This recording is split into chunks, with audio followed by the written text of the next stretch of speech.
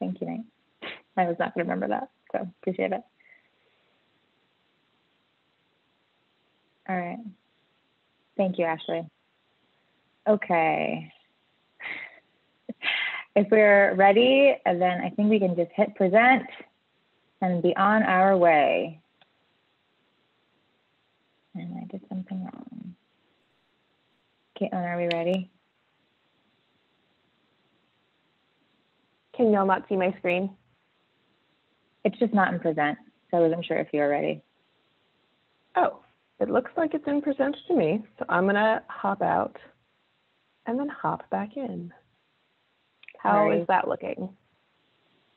Same. All right, well, I'm just gonna stop sharing and reshare, and we're gonna make it work. Okay.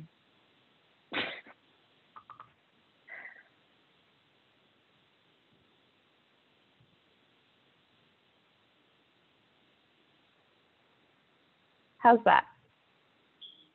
Perfect. Awesome possums. All right, great. Okay, everybody, we'll just officially start this. Thank you for being here with us at our last official session of the day before those team debriefs. I really hope that you've enjoyed your time with us on day 2 and throughout day 1. I know I've learned a ton over the last couple of days from our partners here through this process, and also from all of you. So I really, really appreciate you being here and talking with us and working with us on these really important issues. For this last session, we're going to be talking about understanding and improving the experiences of Black and Indigenous people and other people of color who interact with the homelessness system. First, we'll go through the usual housekeeping slides, then we'll do introductions, and then get right into the meat of the material. So Caitlin, if you can go ahead and advance, please.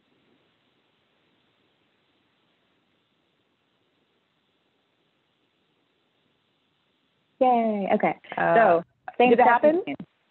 It did, you did great. Yeah. Okay, wonderful. Thank you. So same thing you've seen before, join by phone if you can, in case your internet goes out, you'll be still connected, and you can unmute your phone and please type in the chat box, whatever you feel.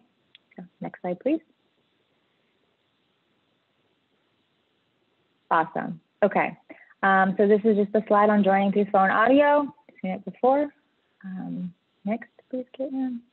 Beautiful. So this is how you'll unmute yourself. There's also, you can start video if you would like us to be able to see your beautiful faces, which I would love to see.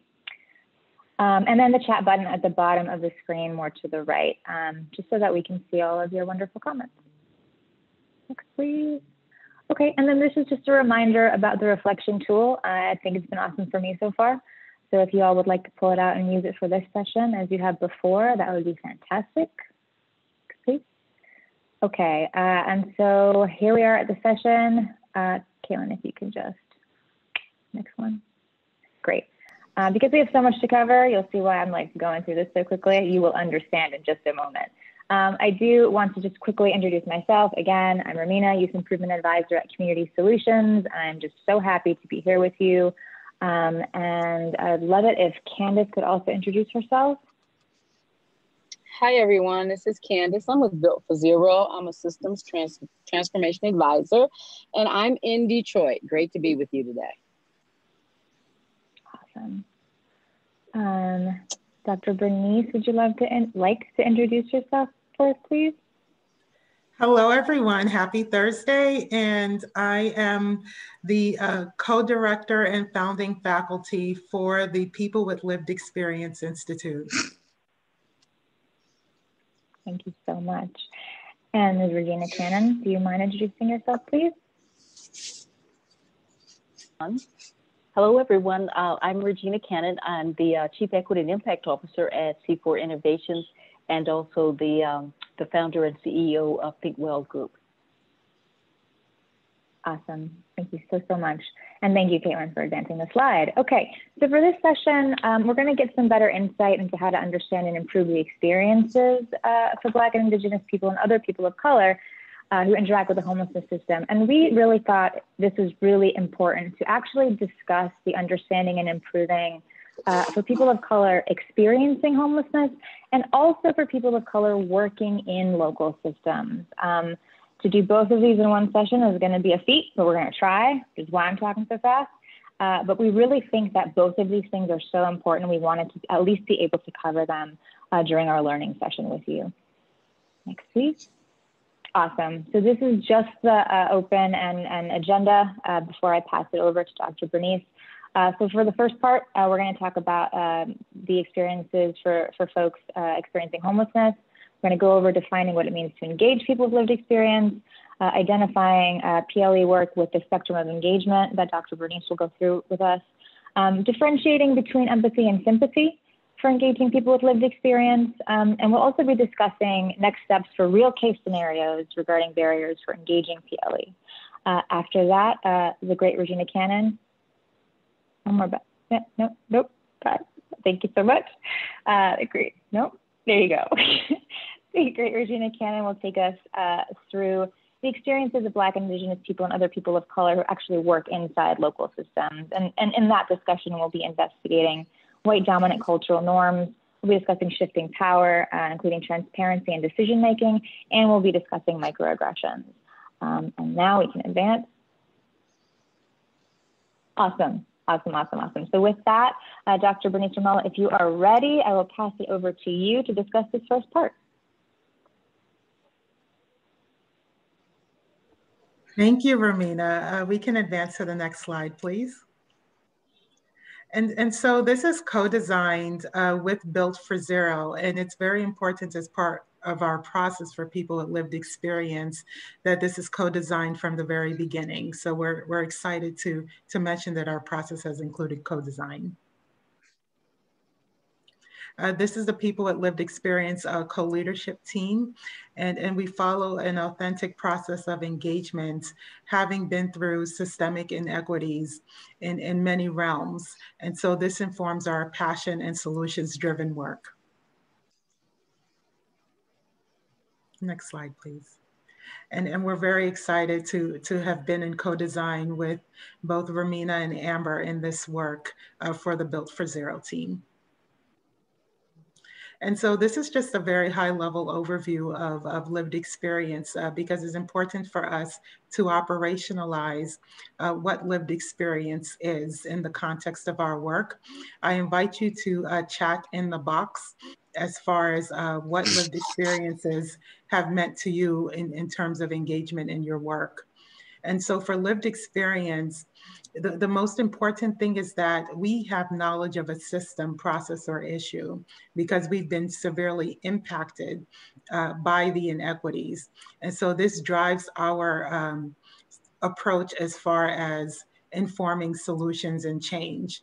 And so I invite you to ask yourself, how are you engaging people with lived experiences at each step of your process, including grantsmanship, budgeting, work group meetings, and even in terms of addressing the hierarchy and power dynamics, because what we've seen in our work as far as authentic engagement is that there's tremendous opportunity as far as organizations reimagining how people with lived experiences are authentically engaged, not as an aftermath checkbox, but really at the very beginning of the process.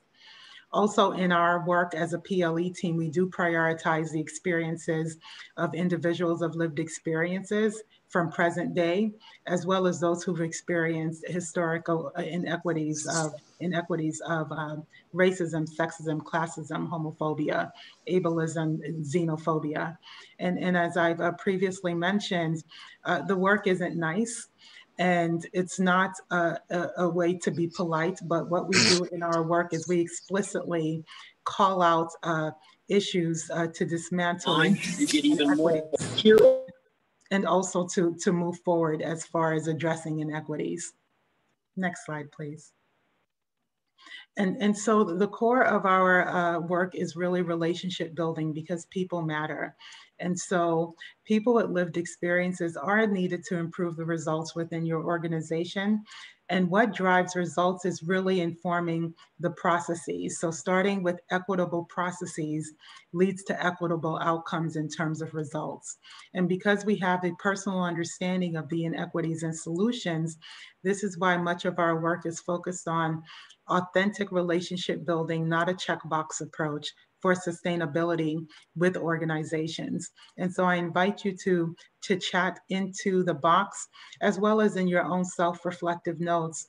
Ask yourself and your organization, how can we help move the needle towards authentic and sustainable relationships with PLE in a way that's long-lasting and addresses inequities right at the root of the processes?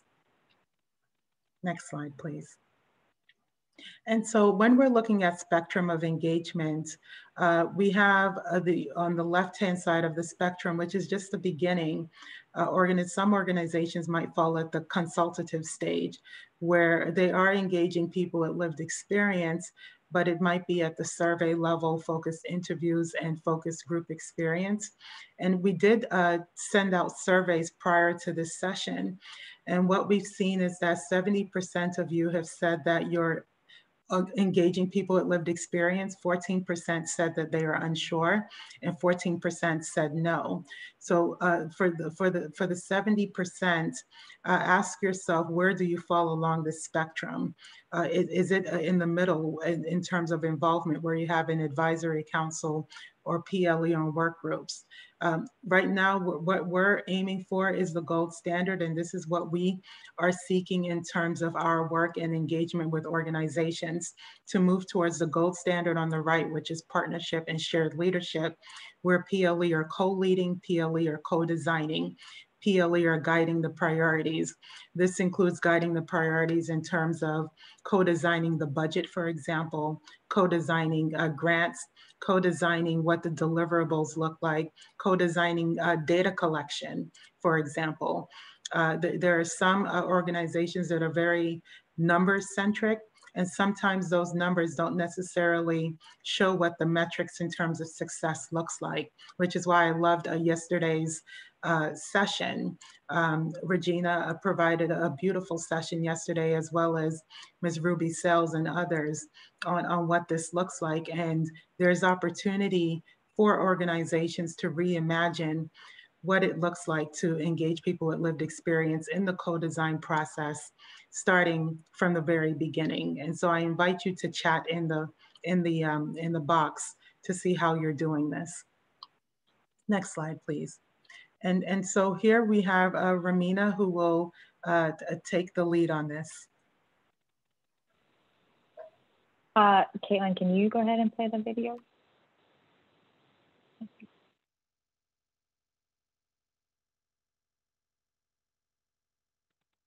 We don't have sound.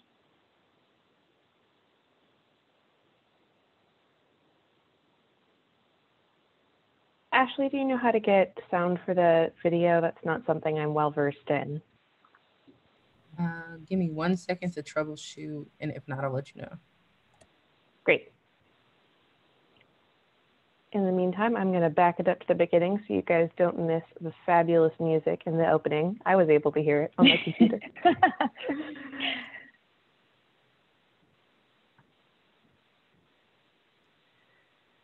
From Carrie, when you share your screen, you need to check share system sound.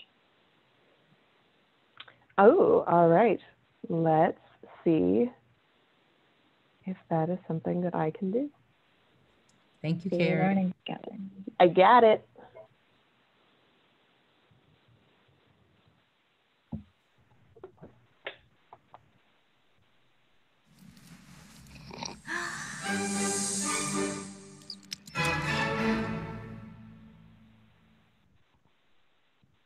So what is empathy, and why is it very different than sympathy?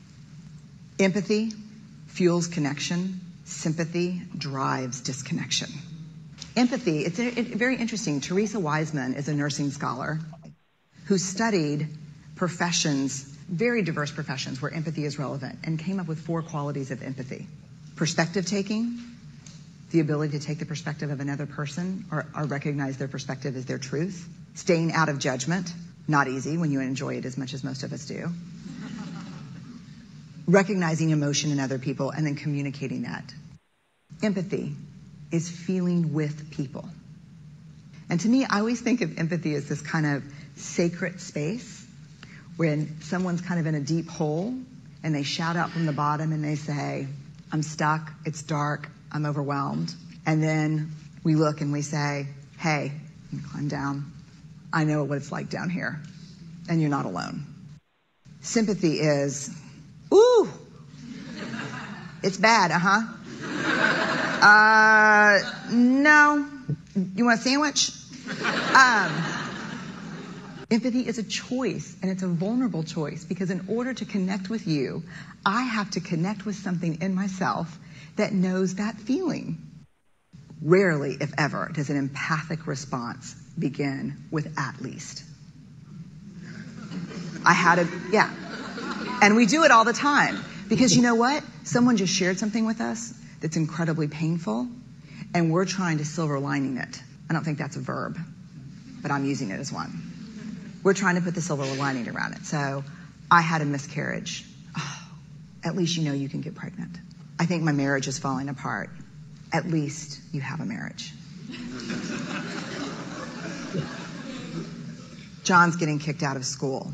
At least Sarah is an A student. But one of the things we do sometimes in the face of very difficult conversations is we try to make things better.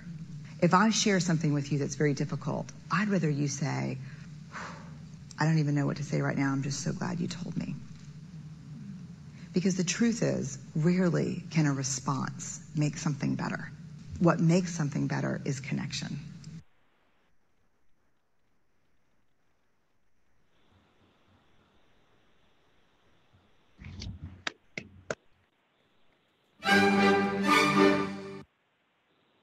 You play it again. All right. Thank you, Caitlin.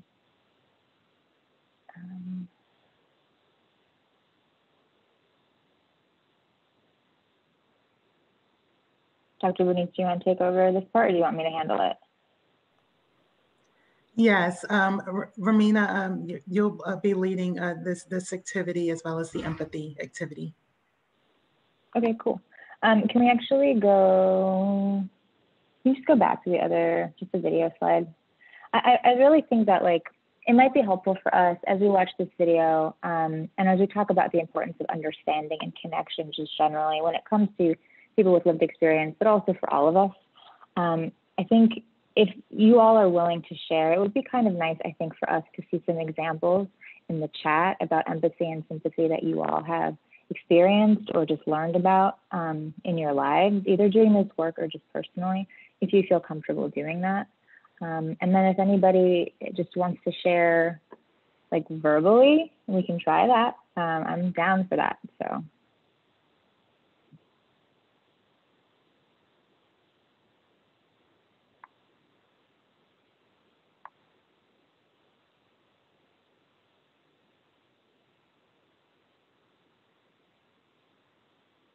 I'm getting some in the chat. Tim was struggling with the pandemic, and her sister's been an empathic ear. That's awesome.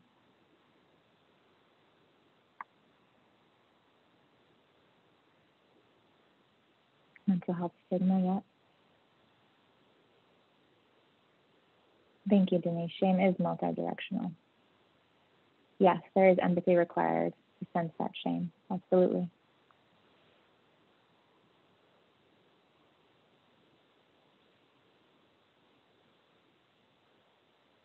Yes, empathy is creativity. I love that. Thank you, Abby.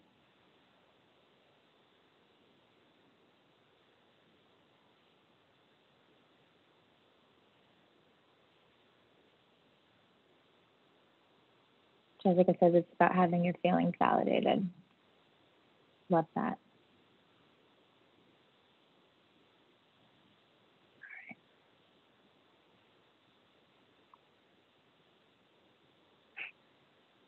It's been great discussion in the chat.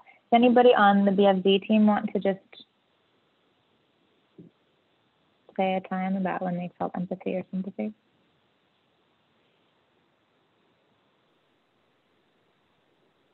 I can share. Thank you, Anna. Hi, Anna. One time that has really struck me over the last year where I've really felt empathy is from my children. And it is really powerful to see how a child reacts to someone they see that is in pain or is upset, and how they just instinctively know how to sit and listen and be with you in that moment. I feel like they have taught me so much about empathy, and I aspire to be like them. They are my heroes in that way, and I don't always return that empathy to them, because of like the rules of our society that I feel like we should be following, that I try and escape every day in my life. So anyway, I'll just leave it there. That was beautiful. Thank you for sharing that. Yeah. Anybody else? So this is Cliff again. I'll give you a little bit of an analogy. What I think of empathy and sympathy is, I have 3 dogs in my house. They go from 95 pounds down to 20 pounds. So they're range of sizes, but they can tell when I walk in the door how I feel without me saying a word or anything else. If they feel that I'm not feeling good or I'm hurting or something of that nature, they're in my lap, hugging me and doing all the loving and kissing me and all that good stuff. So just learning from them to recognize others' pains and others' quandaries, it helps me in my life of doing what I do. So that's where I'm at with empathy and sympathy, thanks to my dogs. I love that. Thank you for sharing. Hey, Amina. That's beautiful. Amina. Yes. I don't exactly have an example, but I would like to say that empathy and sympathy is confused so much, especially when we're working in the homeless service delivery system, and we're also confronted with people of different cultures and different nationalities. It's hard sometimes to empathize with someone when you just don't understand.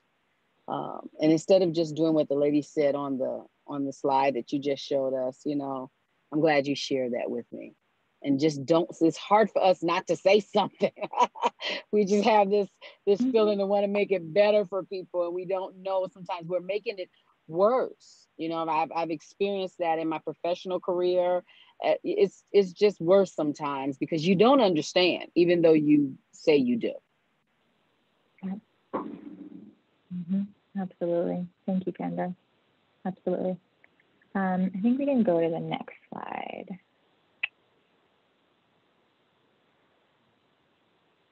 Awesome. Okay. So we're going to do a little bit of an empathy exercise with all of you during this session. And as Yolanda, who unfortunately is not able to be with us today, but is part of the PLE Institute with Dr. Bernice, said, coming into the realization that PLE has a reality that comes with not only inequity, but pain, resentment, and loss. So if you can go to the next slide, please. All right, we're going to be doing this activity that we've called Just Carrying the Weight. And the intent of the activity is to provide just a feeling that prompts a seeking to understand the experience of people with lived experience and the challenges that they face. This activity can be done in any way that makes sense for you. So the instructions here talk about getting up and carrying something with a lot of weight in front of you. If you're unable to do that, don't feel obligated. You are more than welcome to do something that generally gives that sense emotionally and psychologically. So if you could all, or those who want to do that with us, go ahead and grab something that represents that weight. That would be awesome. So we could just do that together. And I'm going to do it too.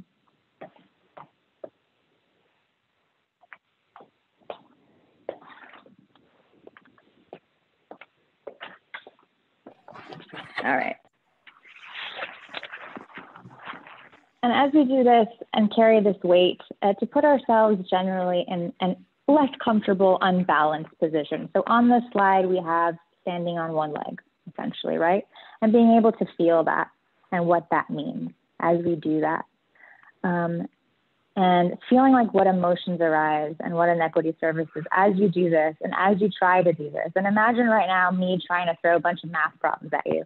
As someone who loves math, I probably am actually likely to do that to you. So forgive you for that. But as you do this, are you able to just feel what this might feel like for somebody who's facing a bunch of challenges and barriers? And as you like try to do normal activities?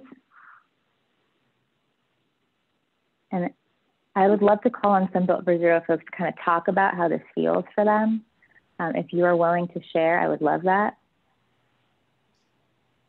I'm already noticing that I just switched legs because my one leg was already getting tired of holding me up for like that whole 10 seconds. But yeah, I think like if I put this into a context of like homelessness, it reminds me of somebody like maybe being in some kind of position like this emotionally or spiritually, and then giving them like 6 pages of apartments to go look at. Yep, exactly. Now read this long legal document. Go ahead and do that. Yeah. I physically had to put it down in order to be able to process and answer the question. I love that. Thank you for sharing. Yeah, I like totally can't pay attention right now. Thank you. And then I thought about the fact that in a second I get to put it down. And that's right. You get to put it down. Yeah, it kind of pulls all of your attention towards the activity or the holding and the awkwardness of that. And it pulls all of your attention away from any other kind of thought process. It's kind of all consuming in a surprising way. Thank you, Anna. Anybody else in the group?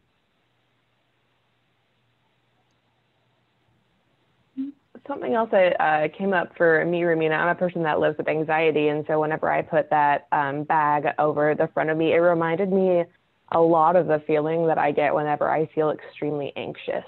And whenever I get very anxious, I sort of lose my ability to reason with my frontal cortex, and I just get very caught up in sensation. And so that was something that just reminded me of being in that situation and how panicked you feel in that situation and how impossible it would be to do something like read a novel or process instructions or something like that. Yeah. Thank you, Caitlin. Thank you. And thank you for being vulnerable in that too. Appreciate it. Yeah, of course. I know I'm not the only one. Not at all. All right. Bernice, well, as I'm going, oh, sorry. Go ahead. No, please, go ahead. Oh, as I was carrying this weight and standing on one leg, I was feeling off balance. And it just made me realize just the many inequities that we go through as people with lived experiences in terms of then more weight being added and being off balance, but then you're navigating systems that's trying to understand why the engagement is not there or what's happening. But when, people are juggling these multiple systemic inequities and these personal barriers and challenges, such as these weights in so many areas, it's difficult. So it brings to mind the need for more empathy and understanding what it means to walk in someone's shoes, because oftentimes these are pervasive and chronic, and it's added. Like now that we're doing this exercise, we can give ourselves some temporary alleviation by taking off the bag, but there are many who are going through this in a chronic way. Thank you, Dr. Bernice. And I think with that, we can all let go and get back to our seats. So just take a deep breath. If you've been sitting, that's okay. It's all right. And thank you all for participating in that. I appreciate that and your time that you've given me that. And Dr. Bernice, I think I'll pass it back to you, right? Thank you. Thank you so much. And so as was mentioned earlier, we sent out a survey, and this has been co-designed, a co-design process with Built for Zero. And we looked at the surveys as a team to pick out some of the scenarios that have come from organizations who responded to the surveys on barriers that they're experiencing for people with lived experience. And so we just have this as one of the points, as a discussion point from one of the organizations, but please do understand that this is representative of many organizations. So I invite one of our participants to read this first barrier. And please unmute yourself.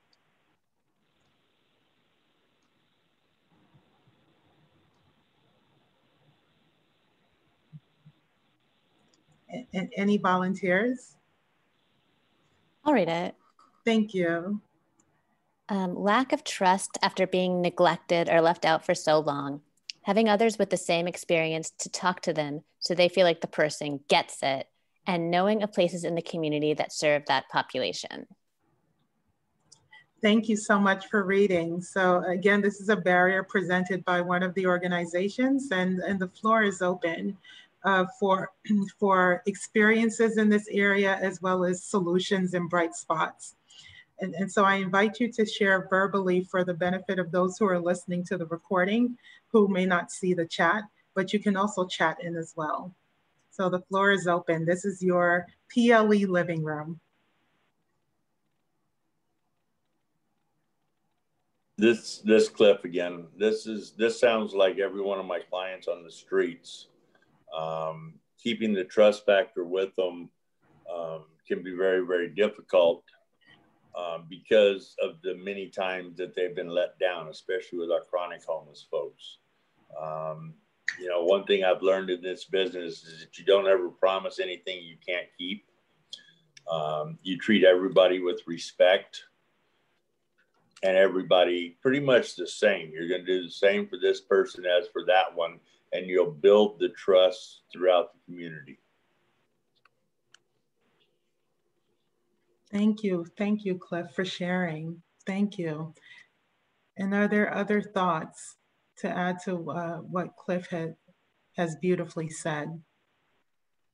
I'll just add the having others with the same experience to talk to them. Sounds like peer support. One thing we've been exploring is peer support from folks with lived experience of homelessness, not necessarily the mental health realm, and having that piece for the center of the peer support where they're helping folks navigate those housing services systems.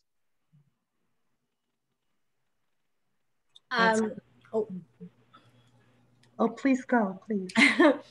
And I would say not shaming people for not having trust. I have a friend who's a path worker, and I think she tells me stories of like, she's going out to this person for 5 years, and 5 years later, they moved from an encampment into housing, but it took that long for the trust. And some systems, you know, like behavioral health, it's like lack of engagement, you know. So not judging that lack of trust and understanding that lack of trust is totally congruent with their life experience. And it's not about us, it's not about the system, it's not about our timelines. It's, yeah, it's totally congruent. Thank you for sharing. Are there others who would like to share verbally?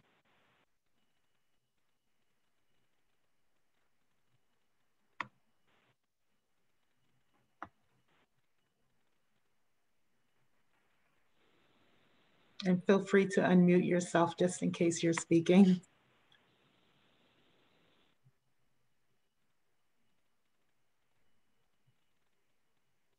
And while we're waiting for that, I'm going to take time to read some info from the chat.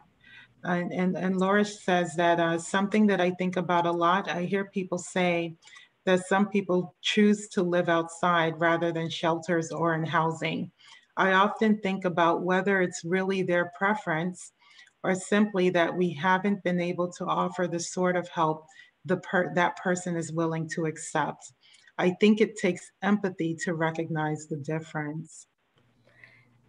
I wanted to add something to what I just said, which is dignity. Everybody's been talking about that. And sometimes not having trust is the only way to maintain your dignity. Sometimes refusing to engage in a system is the only choice you have. It's the only way you can maintain your autonomy is to like resist systems, because that's the only way you can define your strength, is that you're refusing to engage. Maybe that's the only, agency you have in your life, is your refusal to engage, because of the history of power dynamics in the establishment and people feeling like the establishment overwhelms them. Well, then it's a form of resistance to not engage in the establishment. It's a form of empowerment, depending on your background. Even if the establishment is trying to help you, you might be defining your power by refusing to be involved in that establishment. Thank you for sharing that. I can let you know that as a PLE co-leadership team, we've had to hold attention in life-giving ways in a number of areas. Part of what I have lifted up in a previous session is habits of the heart. And one of it is holding tension. And this has to do with navigating systemic inequities. And you're absolutely right. Sometimes the decision not to engage with the system is a form of empowerment and agency. And in our work in navigating inequities and helping organizations to navigate, we've had to hold tension in life-giving ways with the understanding that many organizations are at a different level in terms of process and trust, but also knowing when to say no, when it's an extremely toxic culture and when it causes more harm than good. And so it's really a balance as far as accountability and transparency, and also explicitly calling things out at the very beginning in terms of authenticity. Are there more thoughts?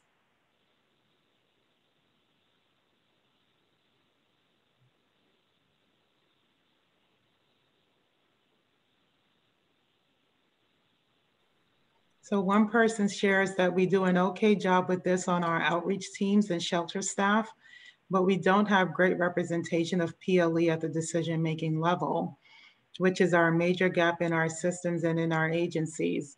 So does anyone have a bright spot to share, a best practice on engaging PLE at the decision-making level within your organization to share forward?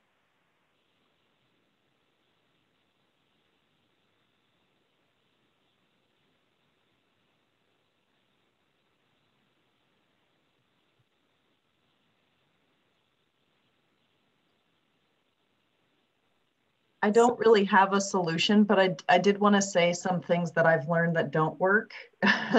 It's just putting folks on the board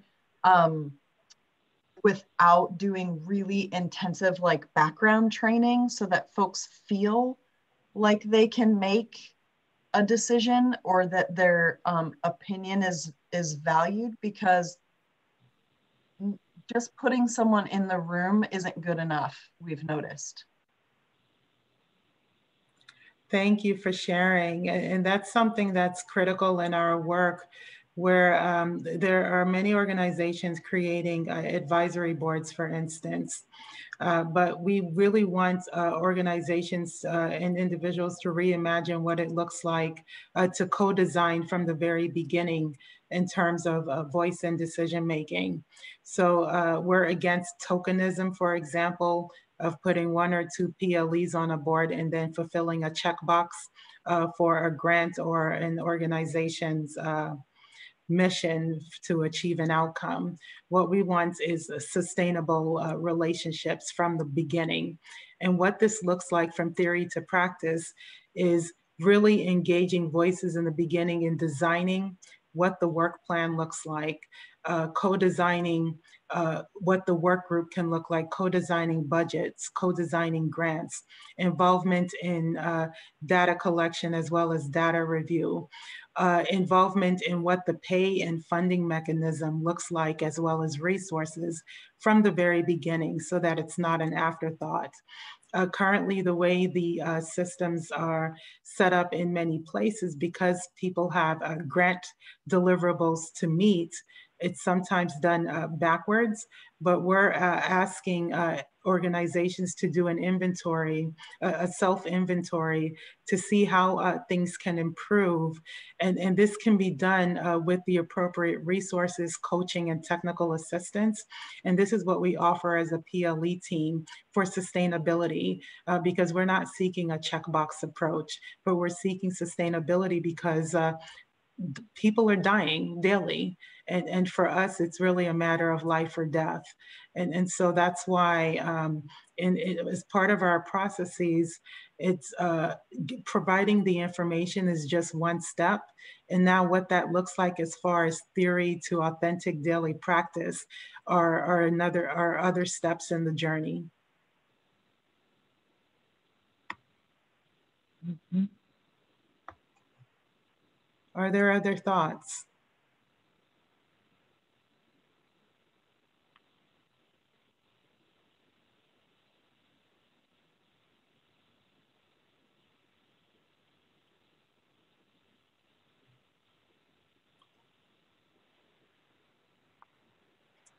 Okay, so what I would say is that as far as addressing the barriers of being left out, there's a lot of historical hurt attached to this and pain for many PLEs, including ourselves as a PLE co-leadership. So it takes time.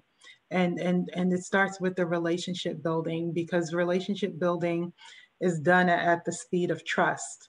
And so when one can address the whole person through relationship building and really with the forefront of people mattering in spaces, this then helps to create sustainable processes, which leads to sustainable outcomes. But it really is a process. It's not something that happens overnight, because many of these inequities were built over many years.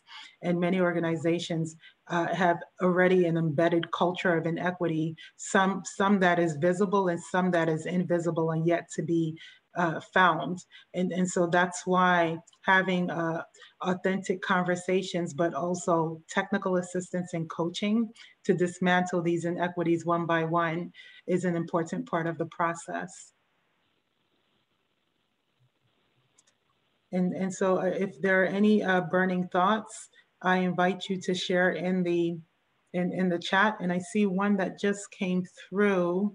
Let me read it. It says an unwritten rule. Thank you, Megan. Unwritten rule is that the president and VP positions on the board go first to PLE. Thank you for sharing. Megan, would you like to share more about that verbally? Yeah, I can. I had put it above in the chat too. So I sit on a mental health advisory board, and it's actually been very successful. We have consumers is what they're referred to in that scenario. And they take a very active part on the board. They have an equal voice. I wish I knew how to duplicate it, because it still feels somewhat tenuous. Like we could potentially take that away with a different environment in that room. But as it is now, they feel comfortable. Their comments have equal or greater than equal weight, because they're the ones that the system is supposed to be serving, not us. Thank you for sharing that example. And I think that there's opportunity specifically in terms of organizational framework. Many organizations that often have community engagement, as is phrased, or PLE engagement, et cetera, there's opportunity to see PLE in the co-decision making as helping organizations rather than the reverse framework of organizations going in the community to help PLE adjust to the culture that's already inequitable. And so that's why in our work for the PLE Institutes, we view the PLEs as the experts in changing organizational culture, having navigated the systemic inequities within organizations and within systems. So really it's the PLEs who should be at the forefront in changing organizational culture, rather than in some organizational frameworks, organizations go out to train PLE to adjust to their culture, which also includes training PLE for organizations on how to do data collection, et cetera. It should be actually the reverse. And that's why one has to really take a very close look at data. And if one is seeing an incongruence in the data as far as reflecting the real experiences, it means that the voices of PLE have not been included. There's a disconnect.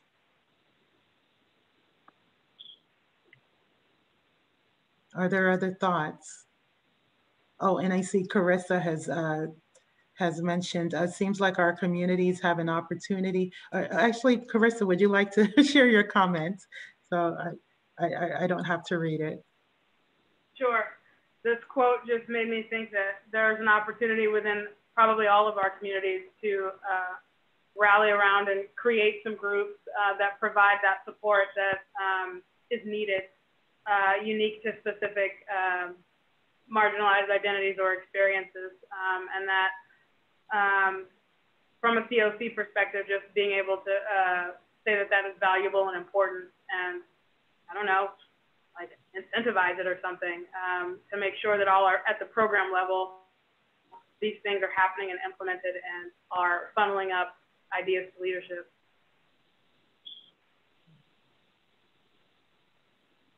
Thank you. And thank you, Bobbin, for your question.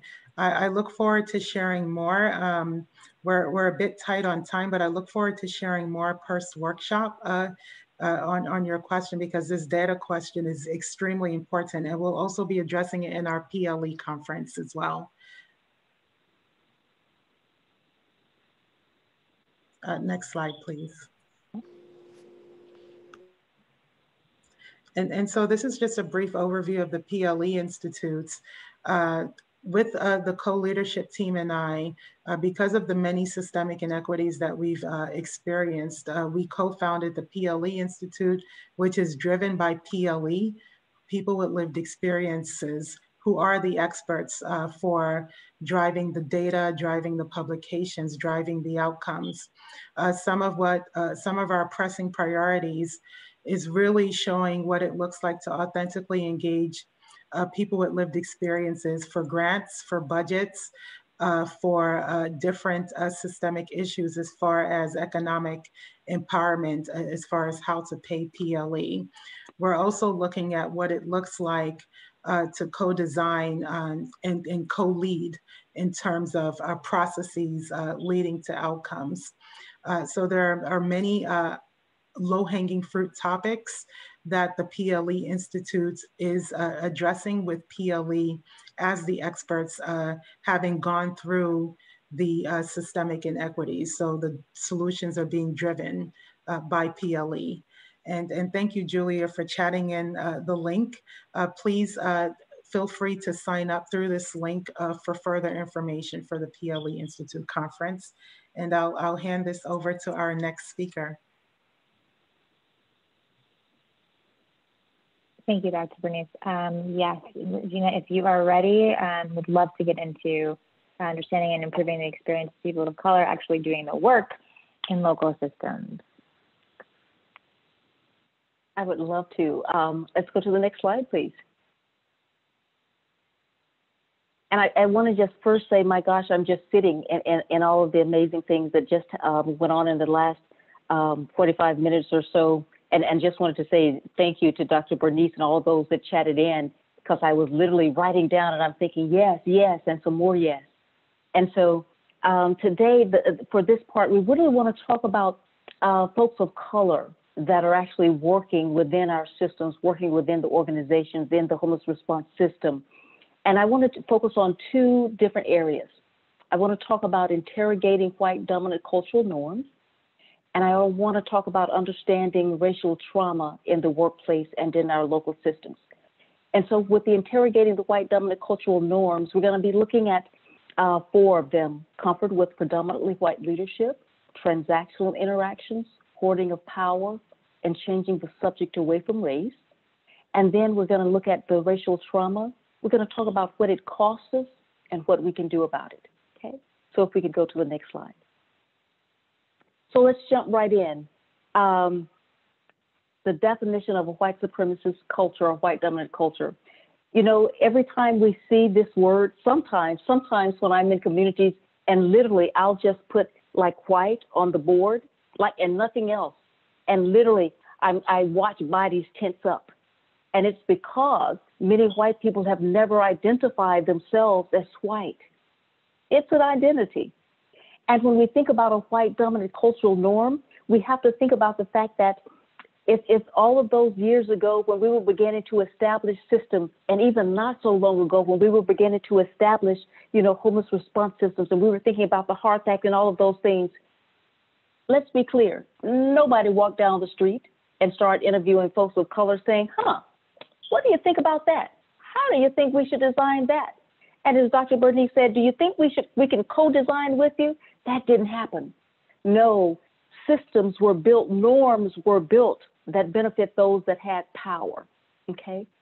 And so that's how we get these norms, and everyone else is asked to live into those norms, to sort of put aside their own cultures, their own characteristics, and to bend to meet these white dominant cultural norms.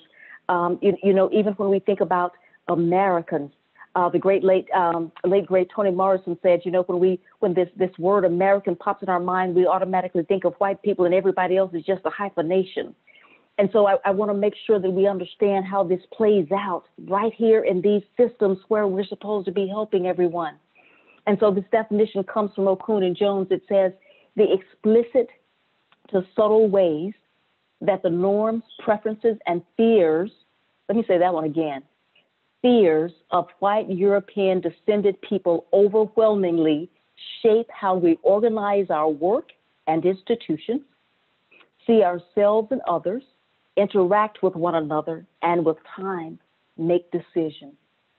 And so you see, if one culture is always shaping literally our lives. So basically saying it's organizing our work and our institutions, the way that we see ourselves and others, how we interact with each other, you know, daggone, what's left? What's left for folks to be themselves? And so we want to make sure that we begin to understand what those norms are, and we begin to dismantle them. We begin to interrogate them. So next slide. And so one of the things that we want to think about as we go through these 4, what are the cultural norms that shape the experience of working at any organization? And so sometimes, you know, we can write out, you know, well, gosh, we are a hard-working organization. We champion creativity, you know, all of these different things.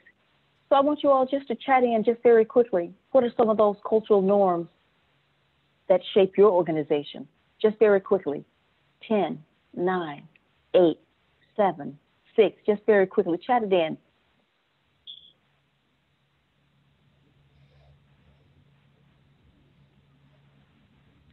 Yes, yes, yes.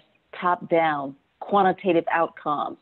The way that we wear our hair and who's allowed to wear their hair, whether or not braids or dreads are acceptable. Urgency, extremely short timeline. Like we're just running. We're just running. We don't know where we're running to. We don't know who we're running with, but we're running. Yes, yes, yes. No time in decision making. Exactly. And then if we think about how these play out specifically in white-led organizations, if that's what's in your mind and your heart and that's what you're comfortable with, you set the tone, the environment for the whole organization. And so everybody's just ripping and running, no time to process, just going all over the place. And there's a little bit of hyperbole in what I'm saying. So certainly good work can be done, but is it equitable work? My guess is no. And so we need to take some time to identify what those cultural norms are. And we need to ask of ourselves 2 questions. Who are they benefiting and serving? and who are they harming and leaving out? Who are they benefiting and serving, and who are they harming and leaving out? Okay, let's keep going.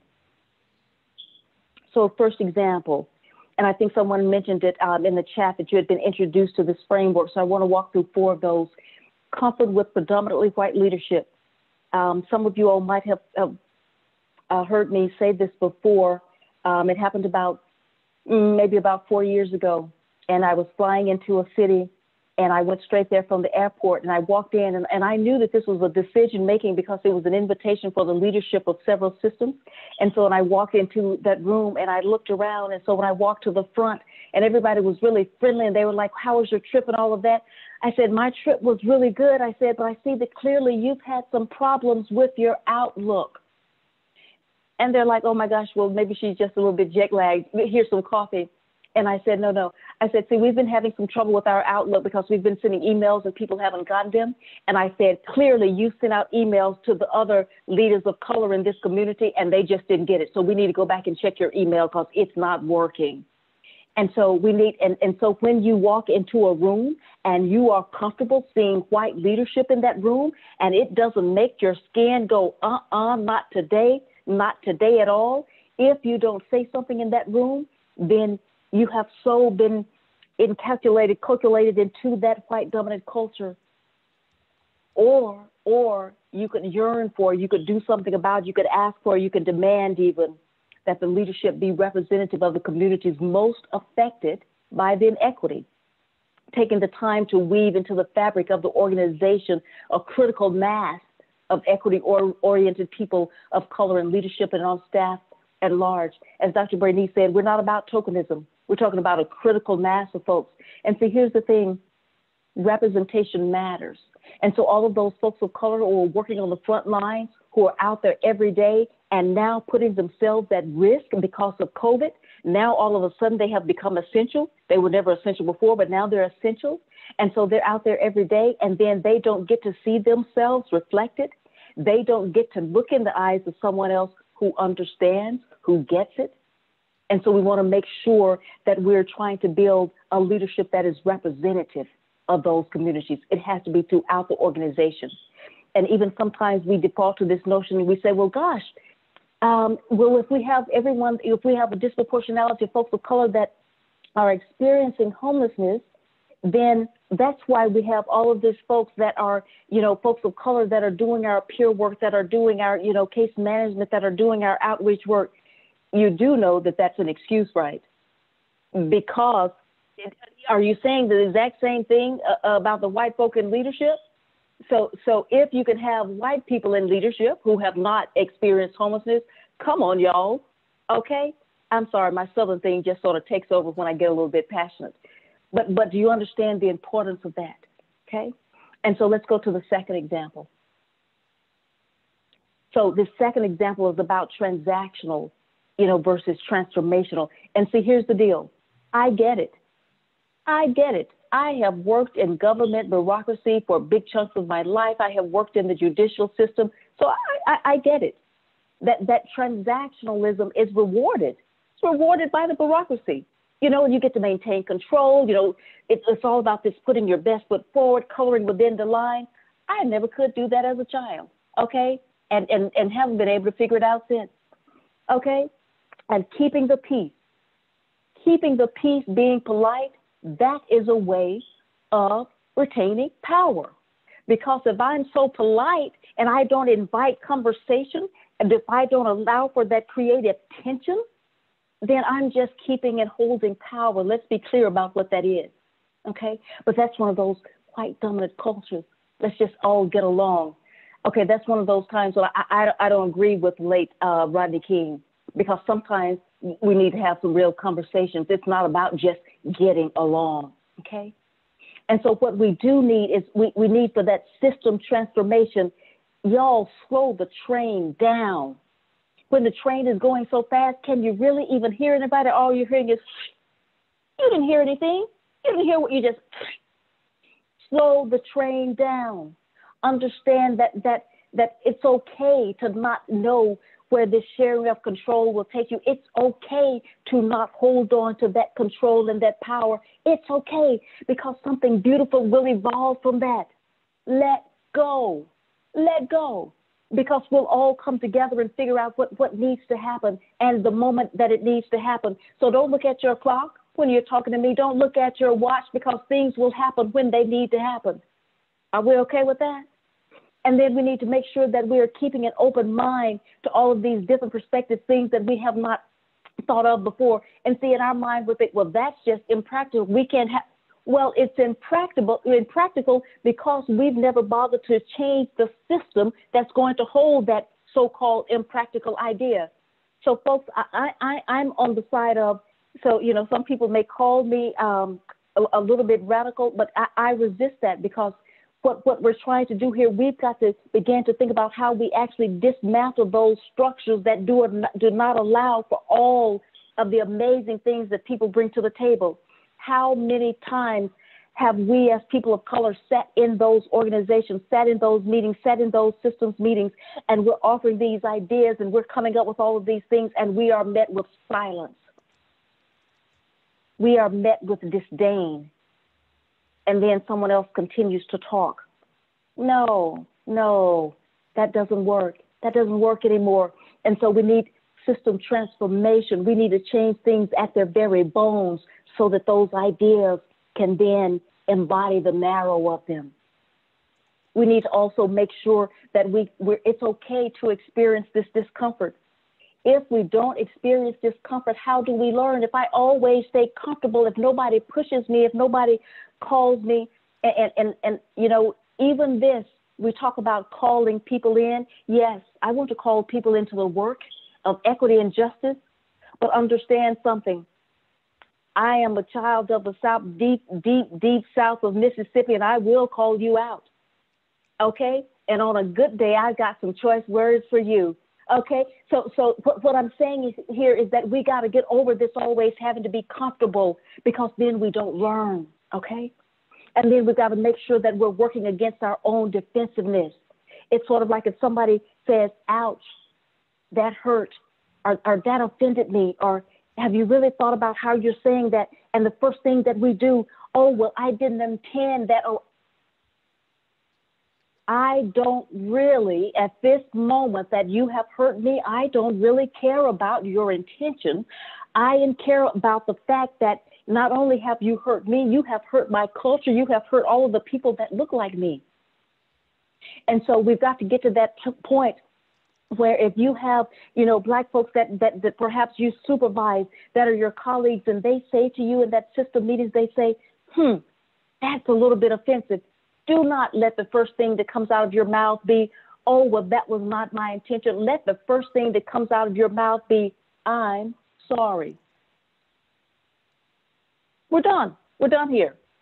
I don't need any more explanation. I'm sorry, period.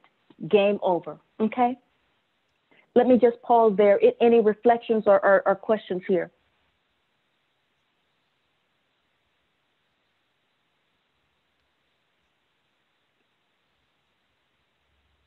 Ramita, I don't know if folks can take themselves off mute or. I believe so. Anybody want to reflect verbally? You've gotten a lot of snaps in chat, like a lot. So I will say that. Too many to read. I took myself off mute. This is Bobbin from Middlesex, New Jersey. Took myself off mute because it's too much to type. So this entire conversation, first, amazing, as other people have said, but secondly, it made me think of, and my team needs to not tell them I said this, but it made me think of an organization recently that was absorbed by another organization. And the original organization, the leader is a person of color. And in the new, bigger organization, a person who, well, the entire leadership from of the people I know anyway, are white. And so now she reports to these individuals who are white. And I had the experience myself, and I know my video is off because my dogs are outrageous right now, but I am white. So I had the experience myself of sitting in a room with the new leader and the original leader and being very stunned by the condescension and the lack of acknowledgement that this original person had been doing this without funding, without resources, totally volunteer driven, grassroots, and doing it so well without that, I apologize for the dog, without their help. And just in order to expand and do more well, they decided to make this shift. And it just was disheartening to me to see kind of what was transpiring. Oh my gosh. Thank you. Thank you for sharing that, because about 3 things that you mentioned there. So one, that people of color are often put in a position where we make a sacrifice for the betterment of everyone else. And so there's an example there. Then there's this notion also that folks of color, we're so used to making, $1 out of 10 cents, so that we're going to figure out how to do this really good work, on this shoestring budget. And because philanthropic folks and foundations don't see us as leaders, and so we get this very small percentage of the grant monies anyway. And so people who really sometimes don't even know what they're doing, but they're getting all of the big bucks. But because we are willing to make this sacrifice for the good of the better, and we come into these rooms and then we're condescended to, and then what do? We put on our best grace, because we're so used to saying, but if it is for the people, if it is for the culture, then I'm going to offer a little bit grace here. But understand, we know what you're doing, and we understand who you are. And so when we talk about, relationship building at the speed of trust, understand something, that we will work with you, but we will never have a relationship with you because we don't trust you.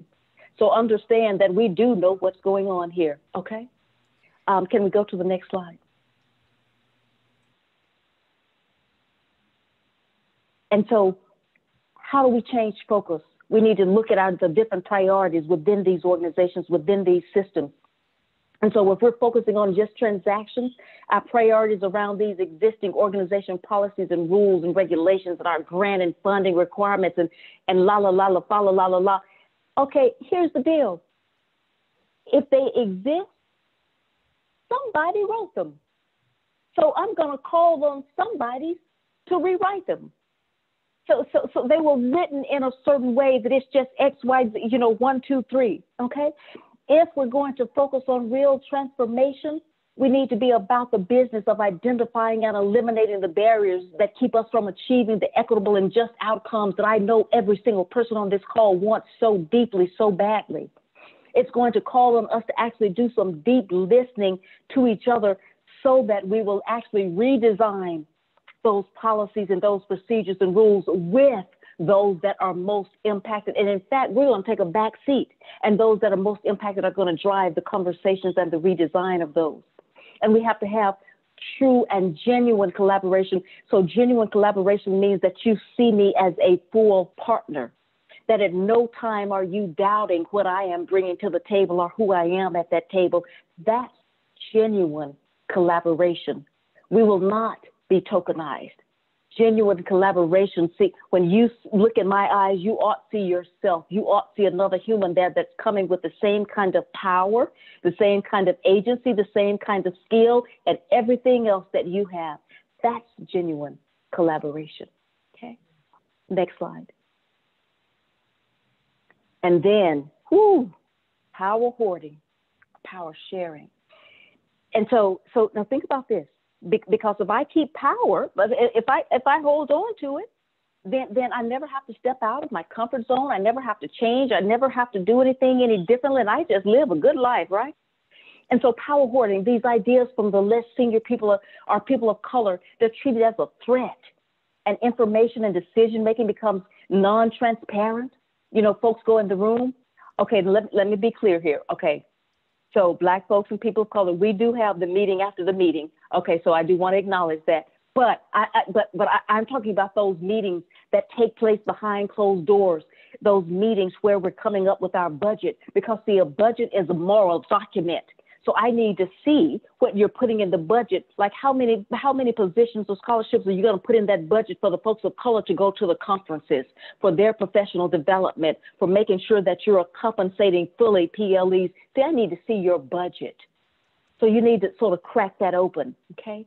Because that's what power sharing is. Power sharing says that my ideas at all the levels are going to be valued for the positional expertise that they represent. That not only are they valued, that I am requesting them. I am making space for them to be heard, okay?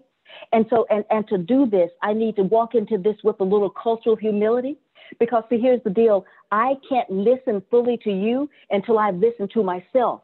And I need to listen to myself and understand all of the biases and the assumptions and the stereotypes that I'm carrying in my head about you. That way, I understand how I'm actually changing the words that you are saying. As I said, can you understand the words that are coming out of my mouth? Not unless you understand the words that are going through your head. And so this is what we're talking about. We need to get to a place of power sharing. We need to break this thing open. That's about dismantling this power structure, okay? Next question, please. Next slide. Okay. And then a fourth example. How many times have you been in conversations in your workplace, in the system, just sitting around at these big meetings, and folks are wanting to really get into and talk about not only just equity, but they wanted to talk about race. And what about your peers and colleagues, because things have come up and they need to talk about those things because they have just had something that comes against them, a microaggression, which certainly isn't micro when it's coming towards you.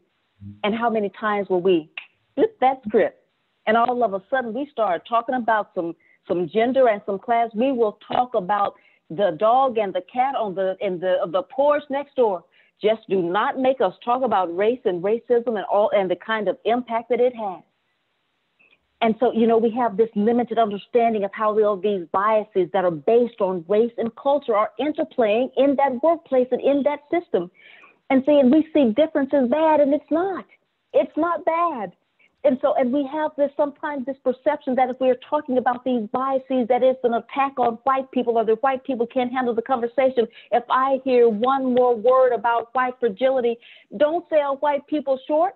What you're saying is that, they're like a baby or like a little piece of glass. We've got to hold them. How can a people who have held power for 400 years be that fragile? Y'all, come on, okay? And so understand, we cannot change the subject away from race when it is the biggest predictor of our socioeconomic outcomes. We need to get to a place of compassionate curiosity about how race and cultural differences and racial biases play out through our workplace, through our different systems, through our homeless response system. Don't you know that the people of color in your organization are begging for this conversation? If we keep having to stuff this down, don't you understand it's going to come out somewhere? Maybe by just walking out the door, but it's going to come out, and sometimes it won't be pretty, and there's no one there to blame but the structure who forced it down, okay? Any questions there before we keep going?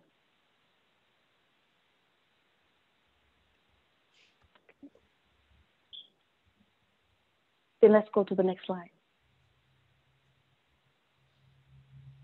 And so I want to leave us before we go into racial trauma with these questions about challenging our default to white dominant cultural norms.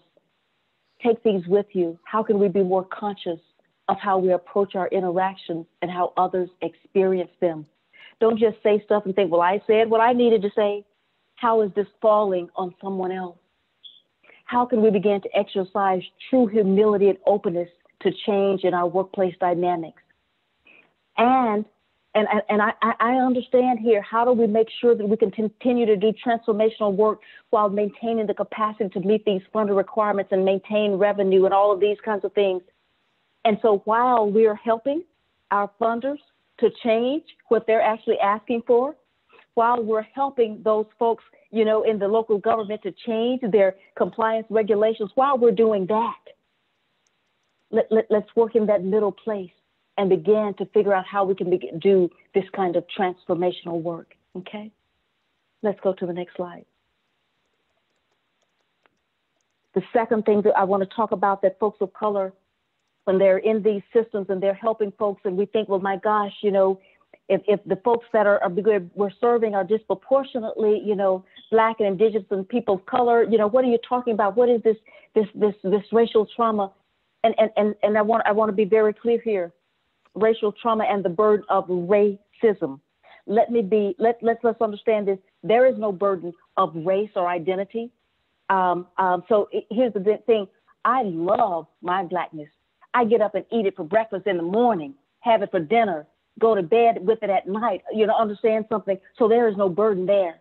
The burden comes with the racism. It comes with the discrimination. That's where it comes, okay? And so I love this quote. It says that with time, continuous tiny drops of water make a hole on a marble floor. And you know, a marble is deep. A marble is hard.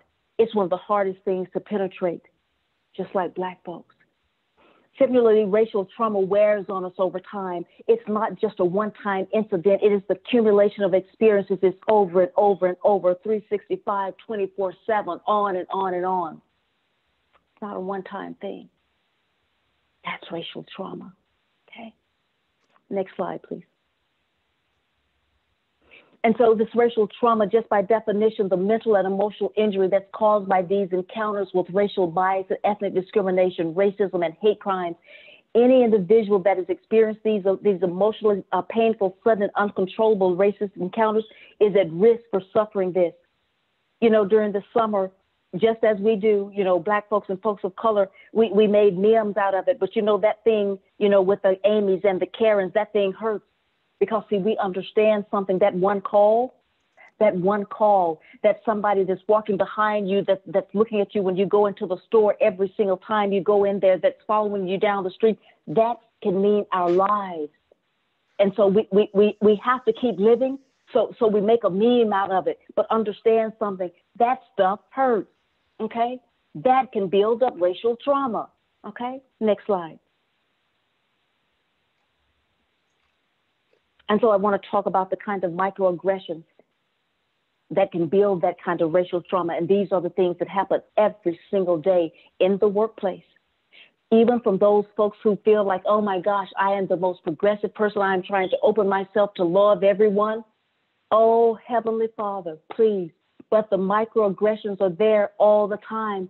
And so what we want to make sure that we're doing is being attentive to our environment, what's happening around us. If you see a Black person, Indigenous person, a person of color looking at you side-eye, you probably said some foolery, okay? There was some fooleration going on. So you need to be attentive to what's going on in your environment. And then you need to step to the side, or when you go home, and you need to do a little bit of self-interrogation. You need to have some cultural humility, because remember, we said that the first part of cultural humility was listening to yourself, not just listening to somebody else, so you need to listen to yourself. So always look for the side-eye, because it's there, yeah. That means that fooleration is in the house, okay? Let's go to the next slide. And so if we're able to play this, it's an accumulation many times of those who have experienced that racial trauma, those microaggressions.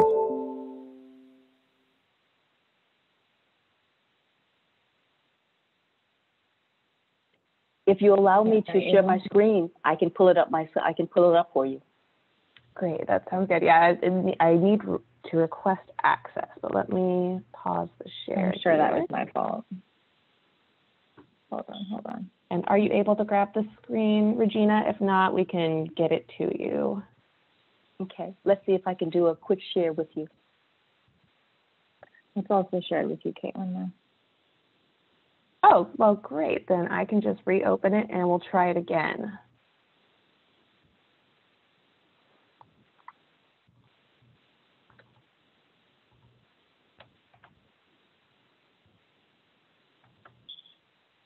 Sometimes I get followed, which is really annoying, and it just gives me, like, it just makes me uncomfortable, and sometimes I get anxiety, so I have to leave. Especially being a teen of color, they assume that you're doing something bad.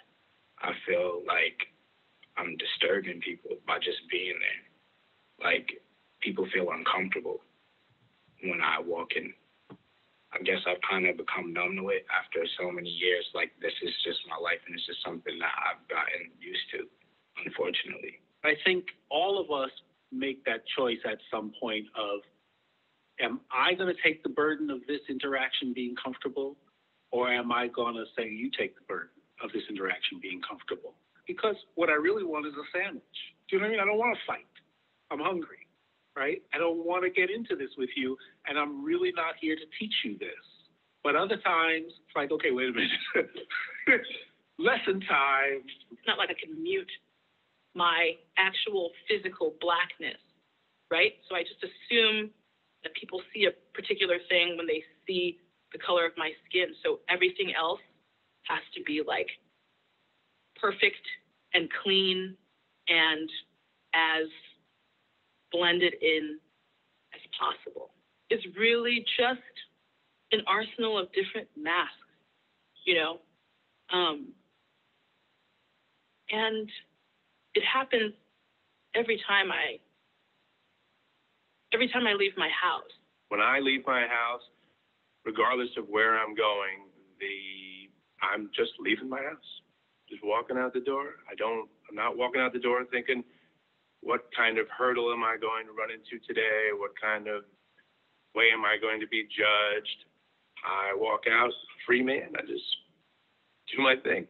I have to make sure that I have given enough space between myself and another patron or another commuter on the train, just ensure that I'm not making someone uncomfortable. I have to make sure that my hands are visible when I walk into certain places so they make sure I'm not stealing. I try to make sure I make eye contact with people who may or may not be security or managerial staff, just to ensure that, you know, I'm not here to hide anything. I watch my tone to make sure that I don't come off as threatening. Just leaving the house some days, you know, sometimes it just keep you at home, just keep you away from everything. When I go into stores, sometimes I get followed, which is really annoying, and it just gives me like.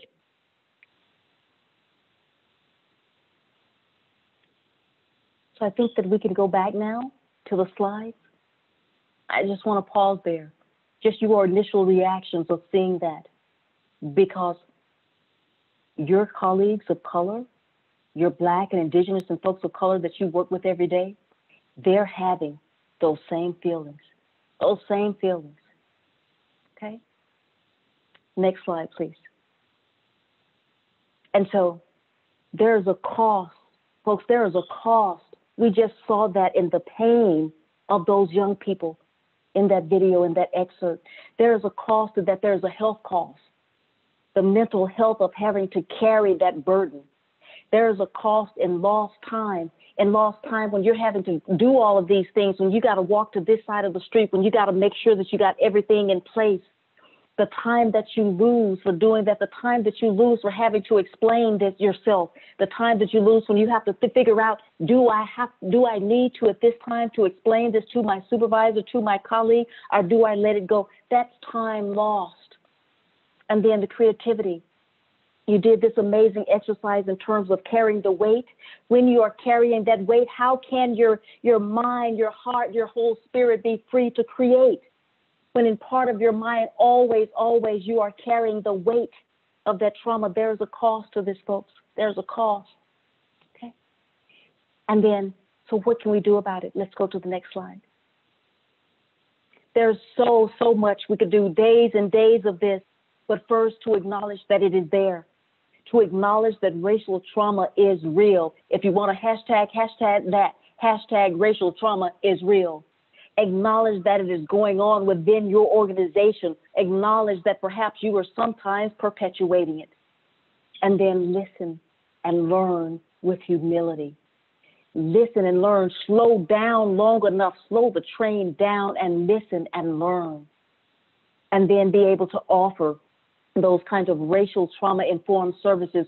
And if you can't provide those within your organization, no worries, because there are people who do. And so make sure that they're on the list of services that provide those things, because they can be needed. So make sure that as you're thinking about all of the ways that the people of color, Black folks, Indigenous folks, folks of color are working with you and sometimes being supervised by you. This, folks, this is what we're dealing with that notion. Or do we try to push back against every white dominant cultural norm? Do we always have to be in a posture of resistance?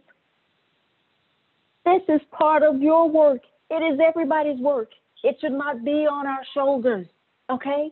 And so that's why I wanted you all to understand today, all of those norms that we just default to. No, we need to interrogate them and then understand what it causes. It can cause this kind of racial trauma, and we need to make sure that we're addressing it. Thank you very much. Thank you, Regina. Thank you so much to all of our presenters today. Both were absolutely wonderful, powerful, empowering, and affirming. We have learned so much today through all of our sessions, even from yesterday. We have much to think about. We have just in a couple of minutes, I thank you for giving us a little extra time today. We really appreciate you for doing that. We want you to know that team time is up next. So we're hoping that you have some time set aside with your team to talk about some of what we've already talked about and just unpack a lot of the things that you've heard today. We also want you to remember to join us again tomorrow. Closing plenary will be awesome. We want you to join us again, and we thank you for all that you've given us thus far. We're hoping to see you again tomorrow. Are there any other comments, Nate or Garen, before we move on?